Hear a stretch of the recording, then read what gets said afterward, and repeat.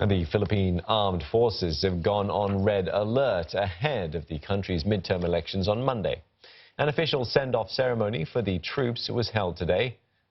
Nearly 100,000 soldiers are being deployed to assist some 200,000 policemen and the Commission on Elections with security. And they're tasked to respond to any threats or emergencies in the run-up to the polls.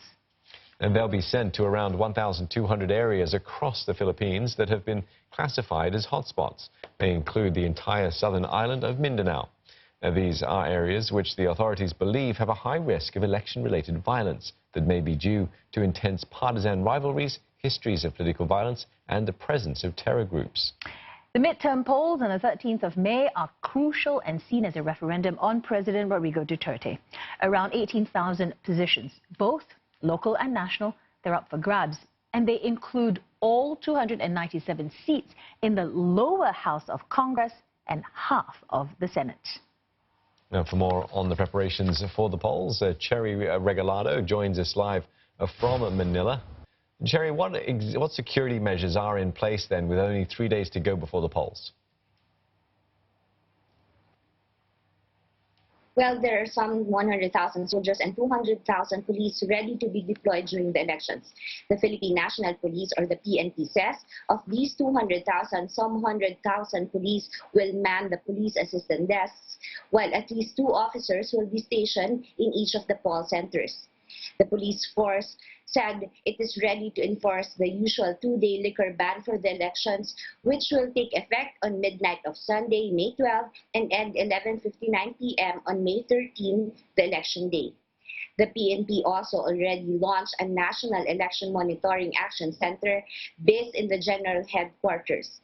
The said center will monitor what's happening in all the polling centers in the country, including the arrival of the vote counting machines, delivery of the ballot boxes, and counting of ballots.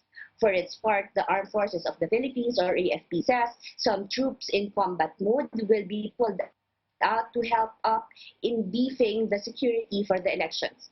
It will also continue to intensify its operations as well as other efforts to ensure a peaceful election. Cherry, hundreds of areas have been classified as election hotspots, including the entire Mindanao Island. Do we know why they've been specifically flagged? There are 946 areas tagged as election hotspots. 540 of these areas, including the entire Mindanao region, are under the red category, the highest of the election hotspots categories. These are areas of grave concerns and will need increased security deployment.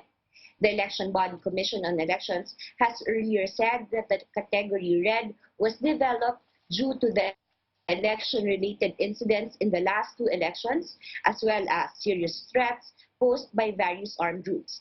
The presence of many armed groups in Mindanao, such as the New People's Army, Islamic extremists, Abu Sayyaf group, to name a few, is the reason why the region was placed under the red category as early as March.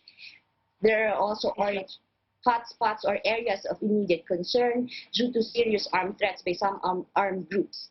Areas categorized under the yellow hotspots are those with history of election-related violent incidents in the last 2 elections. All right.